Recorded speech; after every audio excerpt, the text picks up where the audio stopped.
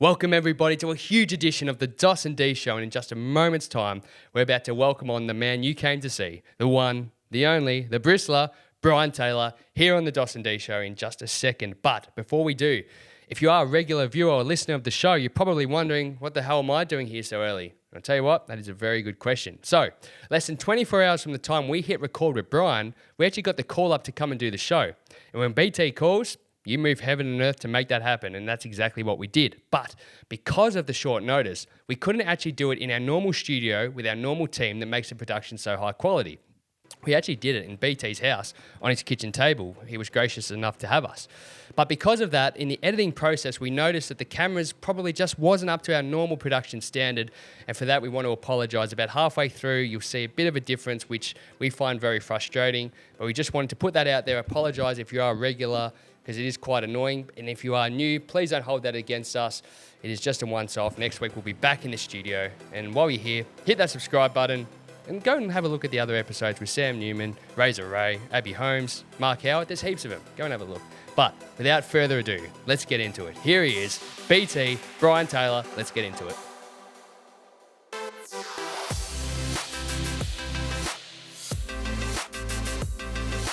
Well, when I think of the biggest moments in football history, D, I probably think of this man, Brian Taylor. Thank you for having us. Welcome to the dos&d show. Was I involved in a big moment in football?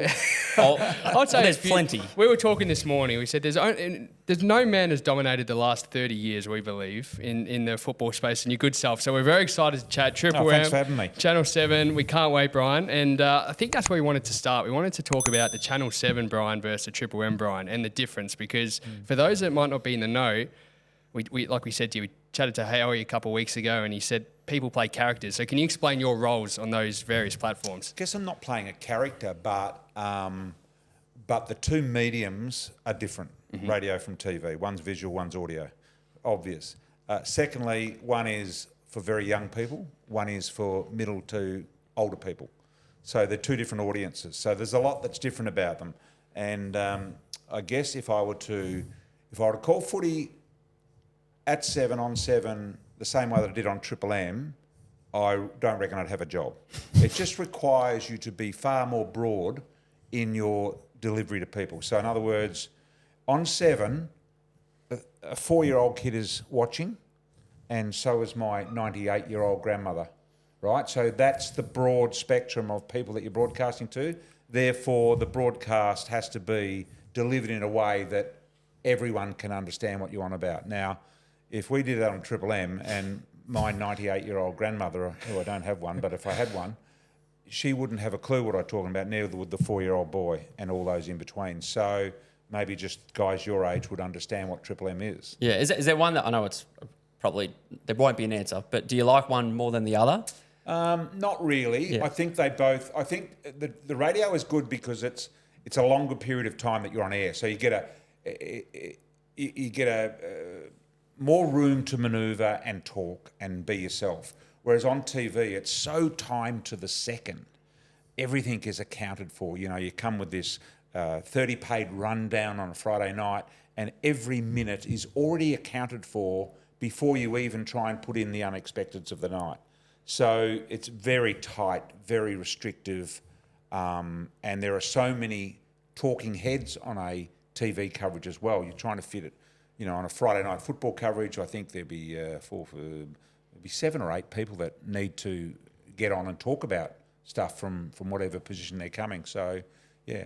Well, maybe we'll stick with the Triple M path to start, but part of it, and we're big Triple M listeners, we love, the Friday Huddle. That's one we love, and obviously enjoyed the Saturday Rub, throughout your days with the biggest names in footy. But it seems as though there was just such a good bond of mates. That's what that radio show seemed like. But you have to be able to take shit as well as give shit. Can you maybe talk a bit about that? It was. Saturday afternoons was fantastic. I think the Friday night one's a bit elitist myself, but with all the punces on there they've got from Friday night. But look, it was just great fun because within 15 minutes of arriving and being on air, you forgot you're on air, and you really were just talking to Spud or Gary or JB or whoever it was. Doc Larkins, could have been anyone. So it just turned into a pretty normal conversation, to be frank. But the mudslinging that used to go on was something that we all look forward to, because in the hour leading up to the show, none of us would think about the show. We'd arrive about 10 minutes before the show started at noon, but none of us would actually think about it until about 11 a.m. on that day. And we'd start making phone calls to each other. Who can we ring? What have you done? I saw Spud here, or I saw Gary there, or I saw JB there. And, and they heard that I'd been at a function or stuffed something up or whatever it was. So you ring around. And when you're ringing around, not only are you trying to get information, but you're also fishing about whether it's you that's under the microscope this week or not. And so they had to be very tight-lipped. And I remember Spud walking in a couple of times to the commentary area, and we gather out the front of the commentary box there, and you could just see from the moment he walked through the door that he had something because of the smirk on his face. And nothing. Got nothing for you, nothing. And that meant he's got a lot on someone. And then you could start to hone in on who he was angling at. If you went and spoke to Gary, you knew it wasn't Gary. Or if he spoke to me, you knew it wasn't me. It was someone else. And so it was just a lot of fun. I'm not sure why it actually finished. I still have never been told why it actually finished. I'm assuming the sort of environment that we now live in probably had something to do with that. It seems like it's going the other way a little bit though at times. A little bit. I think not to underestimate what's happening in America with Trump and that, but that's. How long did it take to mention Trump, by the way? 5 minutes in. It's probably, if we're going to follow that lead here in Australia a little bit, maybe we can get rid of a bit of this wokeness out of the whole. And I think that's what cost that show. Yeah. You can people are just too easily offended, and there are too many groups out there that perhaps we were offending without even knowing it and not being deliberate about it, just the way we spoke. And I think that's why it sort of got broken up. We're going to come back to podcasting and we'll come back to Triple M, but I think to set the scene about this mateship with you guys, I really would love to hear about this infamous boat trip. Now, I know Dos has got a connection there. We've heard our side of the story, but can you take us to this boat? What happened? Because we've asked Sam, he's told us off air, but I'd love to hear it from... Oh, did he not say anything on air? No, well, we didn't bring it up on the show. We wish we did, but it was more we were chatting prior to hitting record, but I'd love to hear it from your lips. Well... Yeah, the infamous boat trip. I have got vision of that, which I'm too scared to look at. I've got it. It's stacked away at home, and I know I've got I reckon I've got a couple of hours of vision and audio, and it's never been seen. No one has. I haven't even seen it. I know it's there, and I know roughly what's in it, but I've never been back and looked at it. I've been too scared to, because I'll know if I look at it, I'll go, that's too good not to play somewhere. And it would be incriminating in a lot of areas. So it was a boat trip. What we decided to do is the guys didn't want to take any money. We're all doing a function for your dad, Wade. And we decided, that we'd just take the boat trip instead, and sort of, tax reasons, we just sort of did the right thing by the taxation department. But we took the boat trip instead. And I remember we were getting on the boat out of Hamilton Island, and I think there were 7 or 8 of us. I can't remember all the names. Sam Newman, Gary Lyon, myself, JB, Spud, Chief, probably someone there I've forgotten. And I remember I got there early because I'd organised the whole thing, and so I was with the captain on the boat, and he didn't know who I was, and he didn't know who the group were. He'd seen the names, but he had not put any. He didn't know anything about footy, and he could see these guys in a big huddle walking down the pontoon. So anyway, we got on the boat, had a great time. I think we had 3 nights, 4 days, something like that. Some of the things that went on. One, I remember we got a bit sick of being out of the harbour, and when you're on a boat with all these blokes, and we played Scrabble and we did all sorts of things, and you get. Yeah, we heard about your great words you guys were making on that Scrabble. Move, M-O-O. What were Sam's words? He used every letter every time. Him and the chief. So Jason Dunstall and Sam Newman, 2 of the smartest guys, against Spud and myself, 2 of the dumbest guys. It was never going to be a fair thing. But I do remember Spud come home one morning. It was they'd been out. We'd anchored in at Hamilton Harbour. They'd been out to the nightclub or whatever it was, and I think we had a couple of $1,000s that we'd put in each, and we'd had a little bit of money to spend on it, and we just said go and spend that on that night. And so they bought drinks all night. And anyway, Spud arrived home about 5 or 6 a.m. In the morning, and I'm fast asleep, and the captain come banging on my door and said, "You got a problem downstairs, you got a problem, you got to fix this problem downstairs." And I'm thinking, shit, what's going on? Anyway, Spud had bear hugged this life-size marble statue that was in the hallway to this magnificent 120-foot bloody floating paradise. It was just magnificent. Spud had decided he wanted to see how strong he was, and he bear hugged it, lifted it and threw it overboard. And it went straight to the bottom, and the captain wasn't incredibly impressed. So, needless to say, with the money we had left over, the next day we had to go and get a scuba team to retrieve the marble statue, which was on the ocean floor, and get it pulled up by a crane. So that cost us quite a lot of money. But we always wondered, how did you get it out? We did retrieve it, and we got it back on board, and the captain was happy. And there was no damage to it, which was good. So. It was just, that was the same trip that the chief had enough of Spud and, the chief had enough of Brayshaw and decided that he would hang him by the ankles over the bow of the boat while the boat's going along. And we thought, Jesus, how strong is the chief to be able to do that? But he did it, and Brayshaw was absolutely shitting himself. Then we decided we'd stop at this secluded little beach. And we had this plan, and only Brayshaw didn't know about it. And what we're going to do is we're going to play beach cricket, where you skim the tennis ball off the Good thing. game. Yeah. And we said, right, we're all just going to go Brayshaw. None of us are going to bat. We're going to make him bat all day, and we're just going to ping balls at him, try and bruise him left, right, and centre. And it was the Get JB day, so that was another funny day. And the other one was the Scrabble, of course, that we played deep. And I do remember when we first got in our very first meal, out of Hamilton Harbour, we arrived 2 or 3 hours later at this beautiful secluded place, drop anchor, bang, we're staying here for the night. And our first meal was lunch out on the deck of the boat, 8-seater, beautiful surrounds and, just magnificent. We had someone to serve us some drinks, we had a sports person, we had the skipper, we had 4 or 5 staff. Wow. It was just magic. And I remember the waiter brought out these little quiches, and they were the size of a scone, and plonked them in front of us, and we're all sitting there looking at them, and we thought, well, maybe it's just the entree before the entree, but it was actually the main. And so Sam said to the waitress, "Go and get the cook and bring him out here now." So the cook arrives out, and he says something along the lines to the cook, "You ever service anything like that again, and you will be thrown overboard." And from that time on, we got these monstrous meals. It was just magnificent. So the boat trip that's never seen the light of day, but it was and I come home and said to my wife Tanya, I said, if we've gone on a holiday, it's got to be on one of these luxury boats. It is the best fun of all time.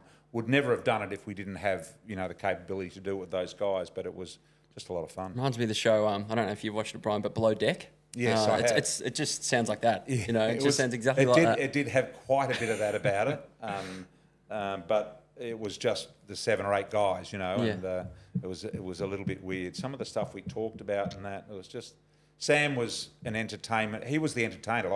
You get an entertainer to come along, but Sam was the entertainment. He is the funniest man that all of us have ever met. Genuinely funny. Yeah. Well, we still say to this day, we were fortunate enough to interview Sam last year and went into his studio, and I don't think I've laughed that hard in a long, long time. No, he's a great man. We all miss him, and we wish he was still with us on air. This episode of the dos&d show is brought to you by our good friends at Fleet Plan Hire Solutions. Now, guys, Fleet Plan Hire, they are the absolute best. Number one in all your earth-moving needs. I'm talking the jobs big and the jobs small. They do it all, and the customer care team is absolutely number one. So visit fbh.com.au for all your earth-moving needs now. And let's get back into the episode with the one and only Brian Taylor. We did, obviously, you've got the Life of Brian podcast with your son Harrison, and just recently listening to, I think, the newest episode, and Tanya was on that episode too, but hearing you talk about 3AW and going from Triple M to 3AW, I found that really, really interesting. I remember all that happening at the time. Can you maybe talk about from the move from 3AW to from Triple M to 3AW, sorry, and the change in dynamic? So you've gone from this larrikin boys club Footy's just a byproduct of what I think is just entertainment. What was that like, the transition? Yeah, it was, you make mistakes in your life, and this is the one mistake that I made. And, remember, Triple M was at its peak then. The Saturday Rub was absolutely at its peak, flying. Gary was doing incredible. JB was there, and all these guys were. It was just fantastic. It was great entertainment, and we actually loved doing it. Not very often you get a show where the actual people involved love doing it, and so we loved doing it. But anyway, this opportunity came towards the end of Rex's career at 3AW. He was. I don't think he wanted to finish up, but I think 3AW were finishing him up. And so a position became available there as a caller. And so that was put in front of me, and I decided after much consideration that I would take it foolishly, because remember, Triple M was just going so wonderfully well. I'd been a foundation member there right from the start. And what I had forgotten is that JB was the host, Gary was second in charge, and all these guys were in front of me. Not that you position yourself, but I'm thinking, I wonder what it'd be like to be in their position, where you have to, you have to create the vibe and the fun. And that's why Gary and JB are so good at doing that. And so I wanted to see whether I could do that, and I found out quickly that perhaps I couldn't do that. And to be the second, third or fourth man in line, there's no shame in that. That's really where you need to be, because I went to AW and it went from this gross entertainment, just enjoy each other's company. Yeah, the footy's coming on shortly. We'll get to that when we get to it. Yeah. And the footy wasn't absolutely super important too. All of a sudden, that's all they cared about. The football, no fun, no laughing. It was all about football news, Caroline Wilson, and all the other news breakers that they had there. And it was a very, very serious affair. And it just didn't fit with what I did, and so I'd signed for 5 years there, unfortunately. So I had to do 5 years of doing something that I necessarily didn't enjoy. I got really well paid for it, so there was that aspect, which was fantastic. But never ever again, the lesson learnt from me, will I go to something just because it's offering a bit more money. I'll always take the job that I think suits me.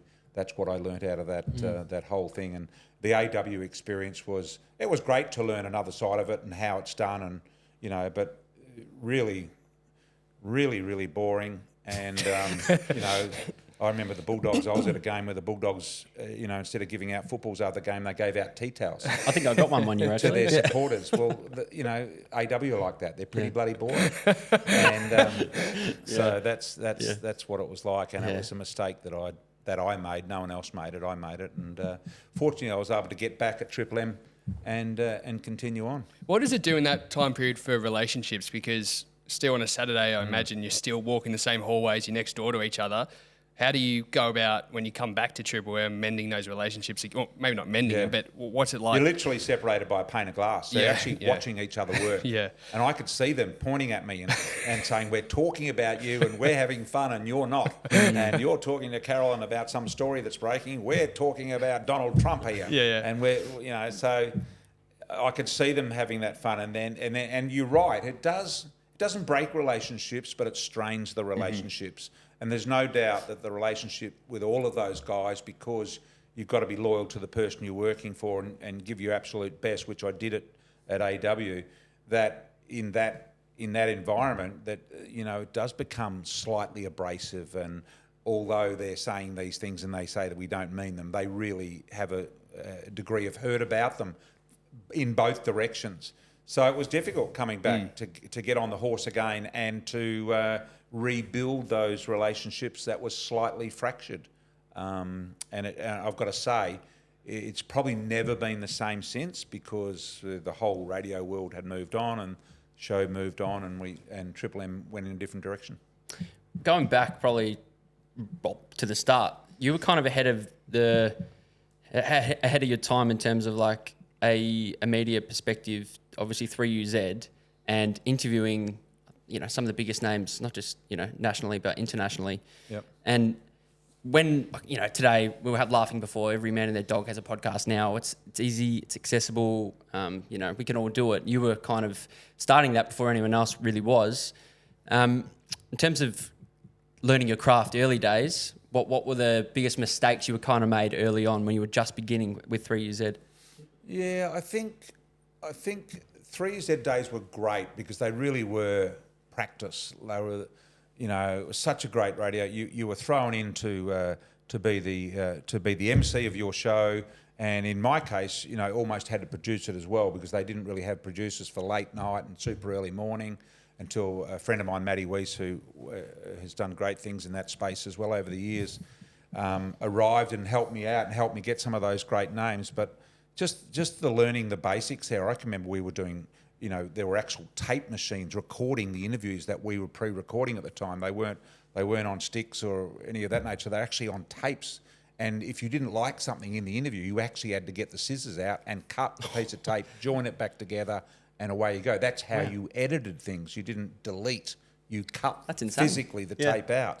And so there were all those sort of things. And so that was a lot of fun and a great place to learn because I don't think there were probably that many people listening. I was also doing some community radio at the time, of which there would have been very few people, maybe 100 or 200 people actually listening. So that was a great place to make mistakes and learn your craft as well. And I think it was all about building your vocab in this environment, in this world of radio, entertainment and sport. It was all about building your vocab. You know, there's those moments where you haven't got anything to say, or that 10 seconds you've got to fill while you're waiting for something to happen. You know, what words go in there? And so it was about accumulating enough words and stalling tactics sort of to be able to fill all those little gaps and pieces and feel comfortable on air. Because I was on air by myself. I was talking to myself, literally. If I wasn't talking to a guest on the phone, I was talking to myself. And that's a hard thing to get to learn to do. It's easier now in the footy when we go and do these shows because there's 6 of us and we can just share the load and away you go. When you're talking to yourself, it's a little strange. Yeah. Now, you said there, and this is what interests us a little bit, you said there that maybe there wasn't the biggest listenership at the time, but you're still talking to Carl Lewis and world champions. Now, how did you get them? Can you tell us, how do you get on the phone to these guys and convince them to come on this Australian show? Mike Tyson. Yeah, these big names, George Foreman. Yeah. Flojo. So, let's go behind the curtain a little bit. How do these phone calls go? Well, I had a great producer at that stage. Matty Weiss was just starting his career. He was 18 or 19, and he was fantastic. Our time zone here in Australia, as you know, works brilliantly with the US time zone. So, for instance, we were broadcasting quite illegally Chicago Bulls finals games, playoff games. You know, when Michael Jordan was at his best and shooting 40 and 50 points a game, we were broadcasting those games into Australia illegally because what Matty would do, he would ring a radio station that he knew was broadcasting the game in America, in Chicago, for instance, and he'd get them to put us on hold, and the game would be on hold. That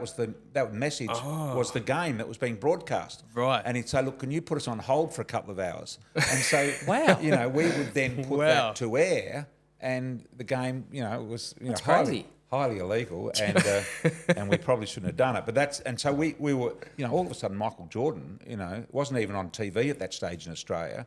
Was being broadcast into Australia with these incredible games, and I remember the commentary was fantastic. So that was sort of him. But all of the others, Matty was responsible for getting them all, and he would just ring and ring and ring and persist. Now sometimes he was ringing them direct. Somehow he got their numbers. I don't know. Wow. We started by the golfers when they arrive at a tournament anywhere in the world. And we knew this from Australia when golf was big in Melbourne and it was huge. It was one of the best countries in the world to view golf. And all the superstars would come here, Jack Nicklaus, Greg Norman, everybody. Was that they tended to all stay in the 1 or 2 major hotels. And so our trick was we'd just ring the hotel.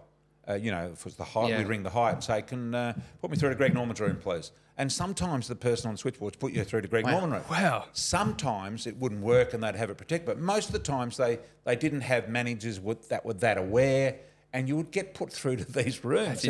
That's insane. And you know, Greg Norman and Anson, Matty'd say, "We'll do an interview." And he'd say, "Well, how did you get through to my room?" "Don't worry about that, mate. You can do the interview." And you know, you eventually talk them around if you've got a way of talking, which Matty did. And you know, so there were all sorts of tricks. I remember the Carl Lewis one because Carl Lewis was the biggest and most well-known athlete in the world, other than Muhammad Ali at the time. He just off the back of the '84 Olympic Games where he won 4 gold medals. So this is in 1990, so 6 years later. So not that long after that he'd won that, and he'd probably just gone to the next Olympic Games, and I think he won another 2 or 3 gold medals. The biggest athlete in the world. And anyway, Matty knew that his brother was his manager, and so he got on with his brother just through looking up the number. And the brother said, "Oh yeah, I'll see what I can do. I'll go and speak to him." And anyway, come back, and they had 4 or 5 phone calls, and he said, "Look, nah, he doesn't want to do it. Nah, not really." And so Matty said, and we'd read a bit about Carl, and Matty had sort of worked out that he was a bit of a black rights activist, and that that area really appealed to him, and he wanted to push that as hard as he could. And so Matty sort of rang up and insinuated that that our radio station was going to help him with that, and that we went right out into the desert, and all of Indigenous Australia was listening to this radio station, and that it would be a great idea if he came on. And so that's how he got Carl Lewis on in the end. And I remember doing another interview there was a guy by the name of Thomas the Hitman Hearns. He was a boxer.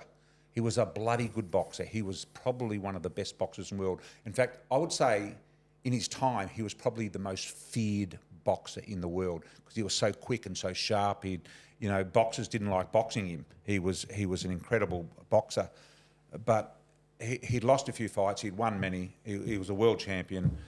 And when he came on to do the interview, he was so either off his head on drugs or punch drunk. I still to this day don't know which. I'm thinking probably punch drunk. I could not understand one word that he said. So I just waited for the mumble to finish. And then I couldn't say, "Could you repeat that?" I just ask another question. But I could never ask anything about what he just said because I couldn't understand him. And this went on, and I said to Matty, I said, "We can't put this shit to air. You can't understand one thing he's saying."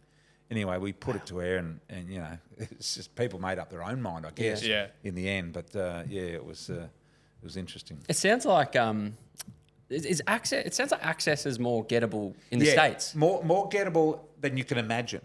Just do the obvious. Don't go, "Oh, Jesus, Mike Tyson. We can't possibly get Mike Tyson. He's the biggest athlete in the world." Well, if you've got that attitude, you ain't get him. But back then, I think this was pre-internet. Yes, it would have been in 1990, 91.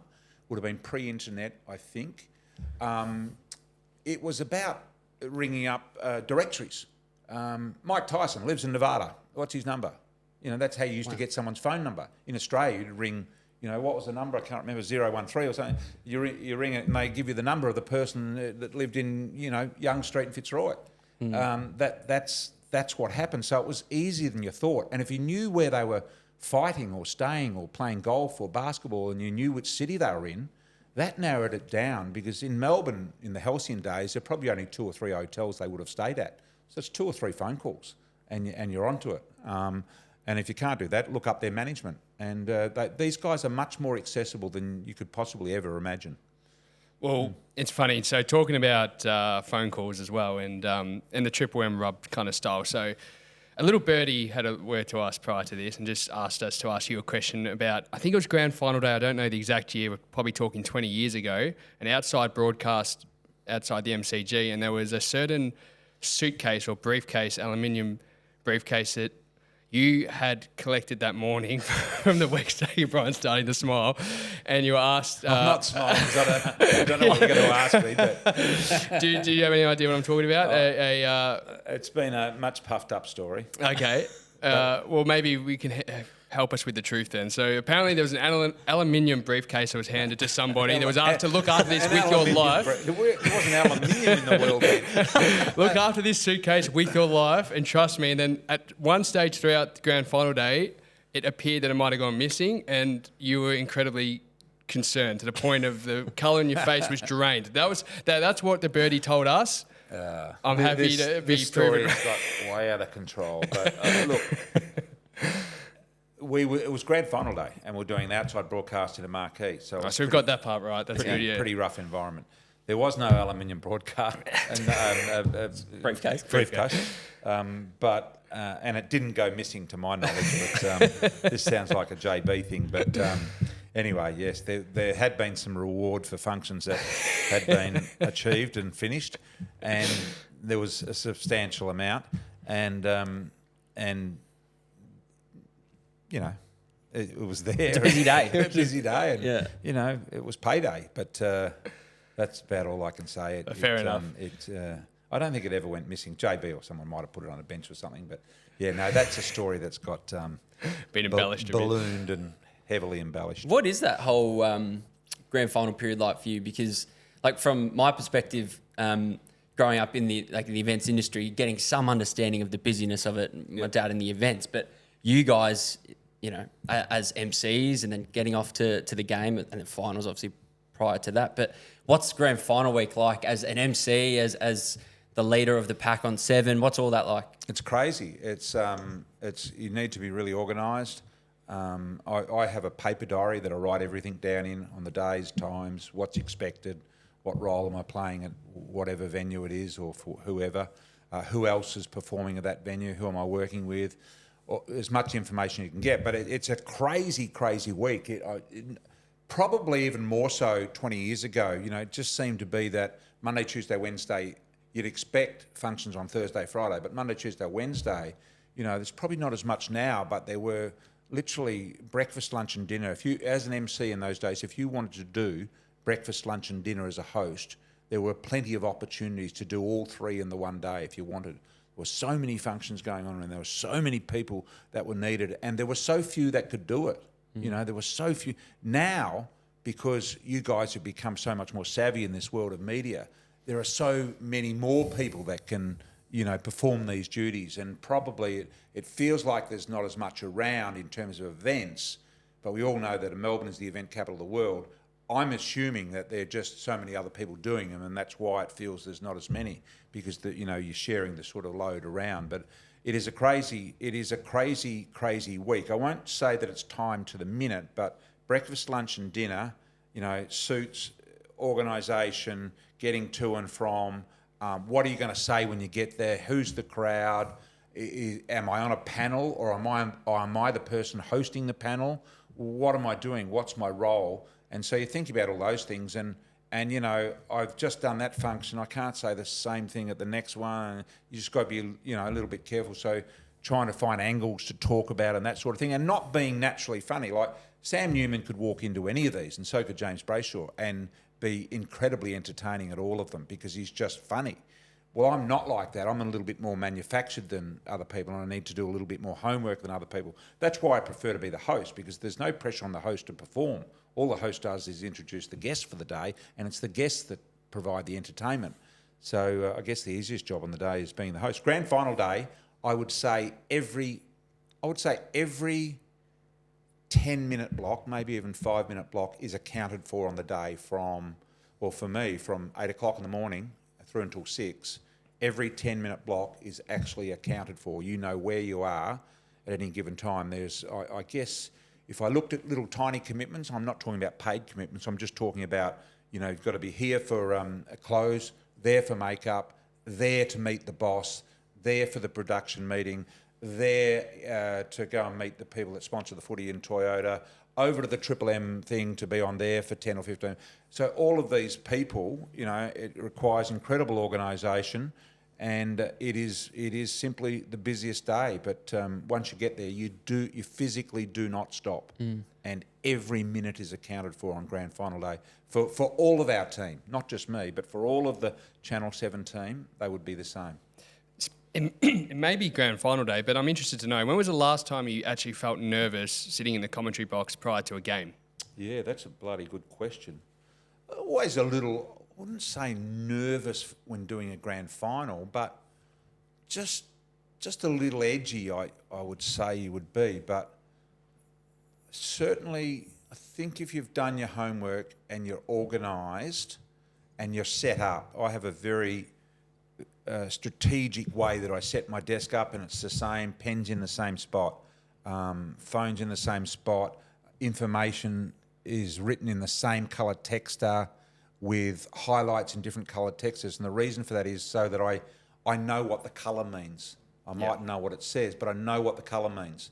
And the same on my calling sheet. I mark that in different colours because the colours tell me what I'm looking for immediately. If it's a kick, I know it's in orange.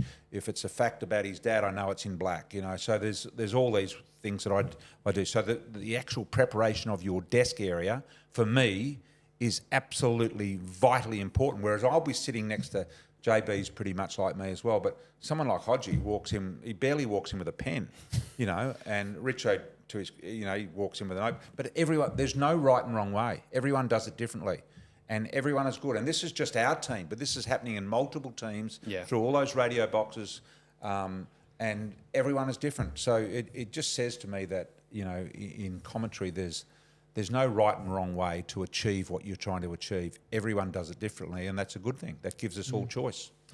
I think it's pretty well known now that you're the king of lawn. So that's your place. No, that's your.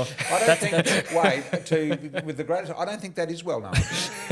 Well, what I was going to go with is also or a fact. Or a fact. Walhalla, the incident that happened a few years ago, an explosion or something that caused you to end up in hospital. What was that about?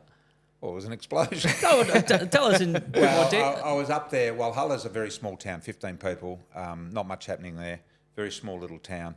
I have a plumbing background. I was a plumber. And anyway, the hot water services were those storage ones outside, and they weren't working. And I had figured out that the problem was the gas wasn't getting to them. So I'd undone the nut on the gas supply line, turned the gas on, blew all of the air out until it was pure gas, connected it back up. But what had happened was it was a day there was no wind. It was really still. And I don't know whether you know much about LP gas, but LP gas is heavy and it immediately falls to the bottom of wherever it is. It doesn't float off in the air. It's like when you walk in a freezer and you see the fumes of the freezer, I guess, fall to the ground. Anyway, it's heavy and it sits on the ground, and it accrued inside the bottom of the hot water system. A lot of gas was there. And I'd waited a minute or two and thought it was clear because I knew that was a possibility and I'd been taught about that. Anyway, I thought it was time to light it, so I went down with a match and I had my head inside and I lit the match and put the match in and it blew up in my face. And I was, Tanya could hear me screaming and yelling like a little kid. And as you would be. And I walked out the back about 5 metres from where I was, and Tanya will tell you that my hair was smoking. There was literally smoke coming off my hair, lost a lot of hair, lost all my eyebrows and everything. And my face was, from reports, black. So you couldn't tell, I felt burnt, but you couldn't tell whether I was or not because there was all this black soot all over my face.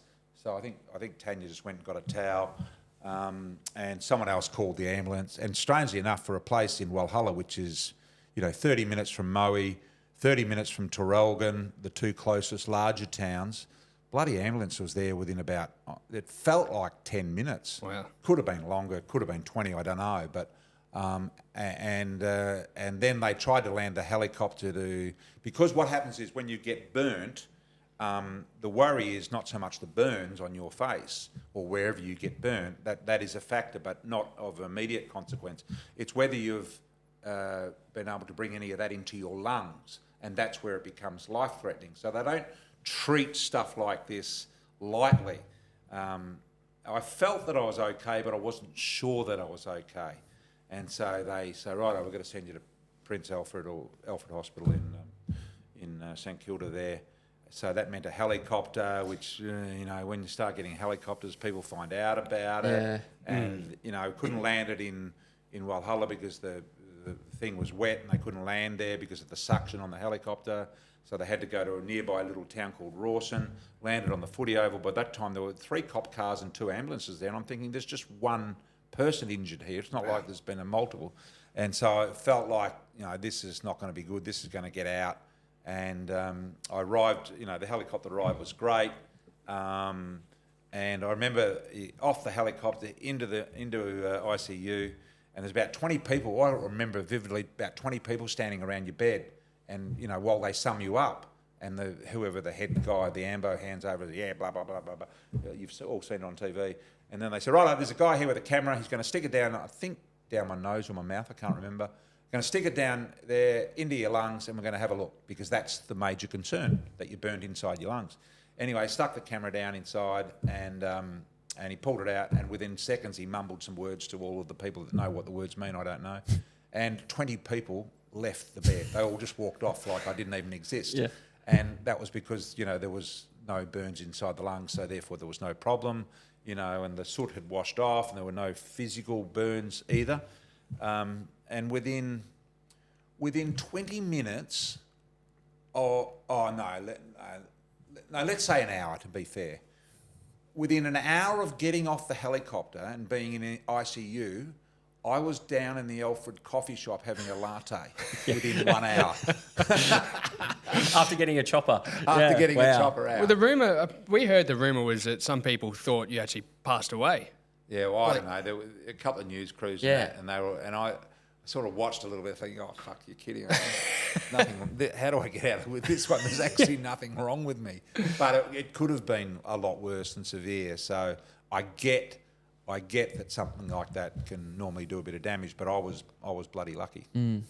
Do we bring in the Bayford Ford mystery box? I think we do. Yeah. Let's get Sammy involved. Sammy, bring over the Bayford. So what's this? BT. This might be a bit of a conflict of interest. Is this the Toyota box? This is we'll say it's a Bayford Ford mystery box. Our good friends out at Bayford Ford Epping have been kind enough to jump on board. Now, BT, what this is, there's nothing quite amazing about this. It's quite a humble box. There's just a few questions and challenges in there.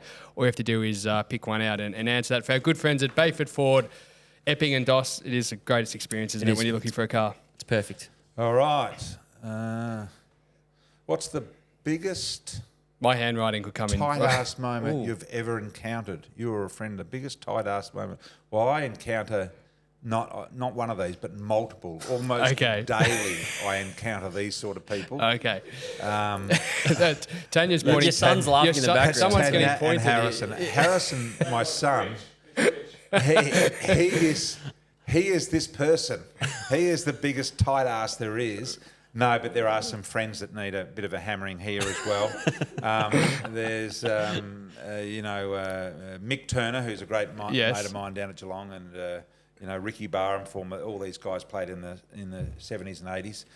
Tony Shaw, former captain of Collingwood. Fellow tight ass. At every footy club, there's someone that's in this tight ass bracket. What kind of a behaviour are we talking here? Is this shouts on a Saturday night, or it goes beyond that? No, it's shouting for anything. They'll be out of sight when it's time to pay. So we want to bring something up here because we heard another rumour too. Yeah. Now, when you and it's just fitting you pulled that out. I promise that wasn't planned. But no, of course not. The word it was on the top. It was written on every single one in there. There was a word that was given to us too, which was MCG car parks. And potentially forging car parks to get into the MCG instead of sharing them with fellow Triple M. There's nodding going on in the background. No. That has never happened. Okay. We as participants in the media get given our car passes, so we've never had to fall to that sort of thing. And I can only drive one car to the football. Yes. So it is very, very simple. We get given. They're electronic these days. They did used to be a ticket. Yep. And we only ever got one ticket each. And there was only ever one ticket needed to get one car in. So beautiful. Don't know where that came from. Where did you hear that? We won't say. Never divulge your sources. I think we'll jump into Tour Edge as well. Yeah, let's do Tour Edge too. So do you want to maybe talk a little bit about Tour Edge? Yeah, we're going to do we're also going to do another segment here, which is brand new to the dos&d show, which is Show and Tell, brought to you by our good friends at Tour Edge. Now, Brian, Tour Edge is a golf brand, and the 725 series we like to focus on because, Dos, if you're not great at golf, at least you look the part, don't you? Because the clubs look magnificent. 100%, and if you're not quite getting the distance, it doesn't matter because you're not a pro. So by using Tour Edge, that's what you want. Where do you follow them on Instagram? Tour Edge AU, that's where you find them. Lots of competitions. You can win clubs. You can win lots of different prizes. Go and follow them. Go and follow them now. On behalf of our good friends at Tour Edge, we've trying to find the questions. I think they're on your phone. Where are they? Are we doing the Show and Tell? Or maybe we do the Show and Tell. Because, Brian, you said there was a character or somebody you're going to show and tell to us today. So, can you bring Sleeping Hansel over here? Sleeping Hansel. This is what I was going to show you. You know, everyone's got something that is like treasure. Hansel, I love the name too. While Brian goes and gets that, maybe let's commentate what's going on here, Dos. What's going on? Oh, here he comes. What breed is This is Hansel? my dog. This is a Cavalier King Charles Spaniel. Beautiful. Hansel's a little nervous of the mic. He's now looking Look at those the big, mic. beautiful eyes. But this is my treasure, and he's 4 years old, and he just loves me, and I love him. And he's a beauty. You walk him every day? Tanya walks him every day. So is he your dog or Tanya's dog? I walk him often as well. Okay. But I bath him and look. Oh, no. So no, he's a beauty. Oh, So that's beautiful. Hansel. He's the thing that other than my wife, I love most in my life. And your children. And your Yes. children are also listening. He is like one of my children, Hansel. Where did the name Hansel come from, Tan? Zoolander. Zoolander. Zoolander, there you go. And look what happened. Hansel ran off immediately Straight to away Tanya. over to So Tanya. that's interesting to see. Brian really walks him. Yeah. yeah. Anything else you No, want to that's. cover? Well, I think we're hitting. We don't want to take too much more of your time, That's BT. all right. No worries. We're grateful for every minute you've given us, mate. But yeah, thanks for being so open and allowing us to come into your space and. Pleasure. And the life of Brian. We need to ask about that. What are the maybe tell us a bit more about Life of Brian, the podcast. Yeah, we weren't sure. My son and I weren't sure whether we would do it or not, and everyone was doing potties, and that's why I admire guys like Howie and yourself, because I know you guys started 4 years ago. Yeah. To have the vision to start 4 years ago is an absolute credit to you, because I think the ones that are doing really well now are the ones that have started 4 years and beyond ago, got in on the ground level, built their following, and which has then in turn built their sponsorship and allowed their shows to continue through that cost structure. So, this was just an outlet for myself. Really, it sounds strange being on Triple M and Channel 7 that I don't have a somewhere to be able to voice my opinions, but really they are very restricted in both of those facets that I work for. And just to be able to express a bit more of who I am away from football is sort of one of the motivating factors. So that's why we've gone ahead and done this thing. Been going for about 12 months now. Well, you were saying before, like people actually are telling you guys that's what they want to hear more of on the Instagram. Yes, we've found out since exploring this particular area that there's no doubt that people are interested in what happens, at home, or what happens in between the footy. I think everyone's got a fair idea what's going on at the footy now, and that's fairly well publicised. But I guess with someone like myself and others around, whoever it is, it's probably appealing to people to know a little bit more about what goes on. What's happening. What do you do at home? People wouldn't know that I work my ass off when I go home. Yeah. That's all I do is work, pick up sticks and rocks. Yeah. We were actually having this conversation earlier today. Did Triple M, do you have to go to Triple M and say, hey, I'm going to start this project and get permission, or is it? Yes, I would say you do, and we did. Just as a matter of respect for the people that employ you. 7 and Triple M have been wonderful, and while they don't own you, it is important for them to know everything that's going on in your life, so they've got an understanding. And if you're going to start something as significant as a podcast, then they obviously need to know about that. Yep. And I guess they would all prefer for all of us not to have podcasts, because while it's not fully competing, I guess there's a slight competitiveness there. But As long as you're not going and grabbing their sponsors, I think that's okay. We're pretty good with sponsors. And there's almost- given we don't have any. I saw you guys had plenty of sponsors. But there's also such thing as too much footy as well. Like there's a footy show everywhere, isn't there? Yeah, Like- there's so much footy. Christ, you just get sick of it. There are footy shows everywhere, and that's going to get even more next year with Fox coming more into the footy space. Channel 9 have obviously signalled that they're really keen, not having any footy rights for the next 9 years, to have a mark on football as well. And that's forced Channel 7's hand, where they've come in, and I see today they've announced, I think, 3 or 4 new shows midweek as well. So it's there is so much footy. There is so much footy. And look, even with myself calling footy, like I'm calling minimum 3 games a weekend, and a lot of weekends, particularly when there's Thursdays being played, I'm calling 4 games. So it's a lot of footy. You walk in the door at home on a Sunday night and you say, thank Christ that's over, and I don't want to probably talk footy for another 24 hours. It's absolutely full on. It consumes you. I can understand coaching and coaches, how they just get consumed 24 hours a day with what their responsibilities are. would be just bloody horrible. Did you not enjoy that part of your career? You did a bit of coaching. Yeah, I was at Foran in the VFA when I finished my career, and I loved it. I loved it at the time and thought that I really wanted to do that, and that's why I went and coached in Foran. But trouble was, there were, either I didn't go about it the right way. Perhaps it was my persona coming out of football as a player that people don't expect you're going to do that. So I didn't really hunt for the football job like I probably should have to test out whether I could really do it. And then a media offer came along, so I had to take what was paying the bills at the time and stuck at that everything. I would say very similar to Dermot Brereton and Gary Lyon, both whom could have gone and coached if they wanted. I reckon would have been probably pretty good coaches. I guess they got into the media and it was comfortable and away they went. Anything we can expect in 2025 on Channel 7 differently, especially with Kane Corns or any of these guys coming in? Is there anything? You teasers? seem like one person that doesn't have beef with him, which is different from everyone else. No, I don't have any beefs with Kane. I think he's a great guy, and look forward to working alongside him, with him. I don't even know whether I am working with him yet. None of that has been announced at 7 for us from a commentary team point of view. That hasn't been announced, and I think that would probably be a couple of weeks away yet. So. We'll find out a little bit more, but I know that he's doing those midweek shows as a minimum. We've got Nick Riewoldt on board this year as well. So we've got a really beefed up team. When you look at Corns, Riewoldt, Richardson, Hodge, and there may be one or two that I'm missing as well.